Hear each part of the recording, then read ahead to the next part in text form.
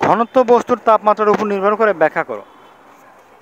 তাহলে আমাদের আজকের কোশ্চেন কি, ঘনত্ব বস্তুর তাপমাত্রার উপরে নির্ভর করে, এটাই ব্যাখ্যা করতে হবে। ঘনত্ব বস্তুর তাপমাত্রার উপরে নির্ভর করে, তাপমাত্রা বৃদ্ধি করলে পদার্থের আয়তন বৃদ্ধি পায়। তাহলে কি, তাপমাত্রা বাড়লে পদার্থের আয়তন বৃদ্ধি পায়।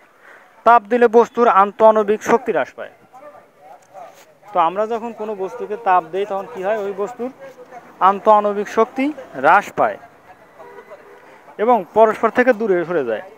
যেহেতু আন্তঃআণবিক শক্তি হ্রাস পায়, সেজন্য কি হয় যে অণুগুলো একজন আরেকজন থেকে বা একটা আরেকটা থেকে একটু দূরে দূরে সরে যায়, অর্থাৎ আয়তন বৃদ্ধি পায় এবং ঘনত্ব হ্রাস পায়। তো যেহেতু ঘনত্ব হ্রাস পায়, তার মানে আয়তনটা বৃদ্ধি পায় এবং তাপমাত্রা হ্রাস করলে আন্তঃআণবিক শক্তি বেড়ে যায়। তাহলে আমরা কি জানলাম, যে যদি তাপমাত্রা বৃদ্ধি করি তাহলে আন্তঃআণবিক শক্তি কমে যায় এবং তাপমাত্রা যদি কমানো হয় তাহলে আন্তঃআণবিক শক্তি বেড়ে যায়।